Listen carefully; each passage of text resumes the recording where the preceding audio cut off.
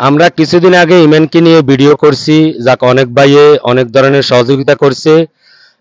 ইমানের এলাকার মানুষই ইমানকে চিকিৎসা করার জন্য উদ্যোগ নিয়েছে। আজকে আমরা ওনার মুখ থেকে কিছু কথা শুনবো। আসসালামু আলাইকুম রহমতুল্লাহি ওয়া বারাকাতুহু। আসলে আপনারা ইতিমধ্যে জানেন যে আমরা বন্যা থেকে শুরু করে অনেক কাজকর্ম এই এলাকার মধ্যে করছি। আমরা ইতিপূর্বে একজন মানুষের অপারেশনের কাজ শেষ করছি কিছুদিন পূর্বেই। তো ওই অপারেশনের জন্য আমাদের ব্যয় হয়েছিল 1,40,000 টাকা। তার জন্য আমরা হয়তো ইমনের চিকিৎসাটা এখনো পর্যন্ত শুরু করতে পারি নাই। আমরা এই ইতিপূর্বে আমরা হয়তো 2 থেকে 3 দিন আগে আমরা ডক্টরের সাথে কথা বলছি ইমনের চিকিৎসার বিষয়। ডক্টর আমাদেরকে বলল যে ইমনের পিছনে আমরা 1,60,000 কিংবা 70,000 টাকা খরচ করি, সেই ক্ষেত্রে ইমন আলহামদুলিল্লাহ আগের মতো সুস্থ হয়ে যাবে। তো আমরা আসলে এককভাবে এটা কখনোই সম্ভব না। আমরা চাই যে আপনার সমাজে যারা স্বাবলম্বী আছে সবাই এগিয়ে আসুন।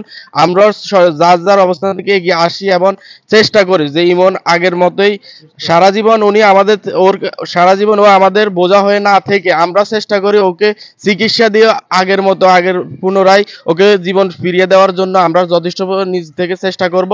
ইনশাল্লাহ ও সমাজে সুস্থ হয়ে আমাদের আবার গরিব দুঃখীর পাশে দাঁড়াবে, আমরা এই আশ্বাস এটুকু আপনাদেরকে দিতে পারি। সামনে যেহেতু আমাদের একটা রমজান আসতেছে, তো রমজানে আসলে অনেকের ফিতরা জাকাত অনেক আসে। তো আমরা যদি ওইখান থেকে আসলে ছোট্ট একটা অ্যামাউন্টও ওর জন্য বরাদ্দ করে রাখি তাহলে হয়তোবা উনি ওর চিকিৎসাটা সুন্দরভাবে হবে। তো আমরা ডাক্তারের সাথে আসলে কথা বলছি, হয়তো মার্চের 1 তারিখে আমরা ওরে হসপিটালে রেফার করবো। তো হসপিটালে রেফার করার জন্য প্রথমে আমাদের 60 থেকে 70 হাজার টাকার একটা অ্যামাউন্ট দরকার। তো ওই টাকাটা এখনো পর্যন্ত আমরা ম্যানেজ করতে পারি নাই।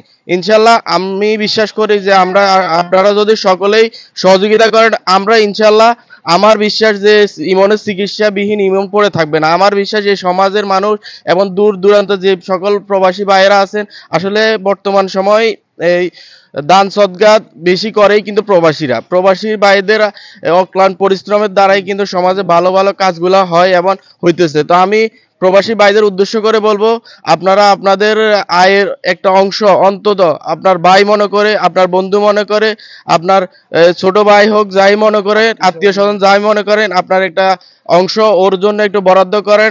উনি সুস্থ হলে আল্লাহ আপনার দানটুকু কবুল করবে এবং এই দানের উসিলায় হয়তোবা আপনার নাজাতের জন্য যথেষ্ট হয়ে যেতে পারে।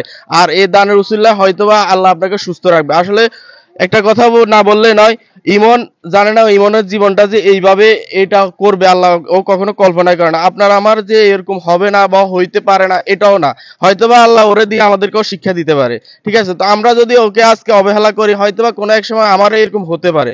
তো আমরা চাই না যে সমাজের মধ্যে কেউ অবহেলা নিয়ে বাঁচুক। আমরা চাই সবাই আসলে আমরা একে অপরের কাঁধে হাত রেখে বন্ধু সুলভ আচরণ করে সবাই সবার পাশে থাকার জন্য চেষ্টা করব।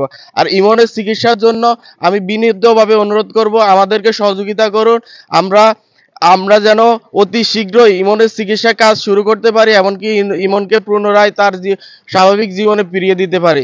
তো সকলকে ধন্যবাদ জানাই আবারও। আসসালামু আলাইকুম রহমতুল্লাহ বারাকাতুহু।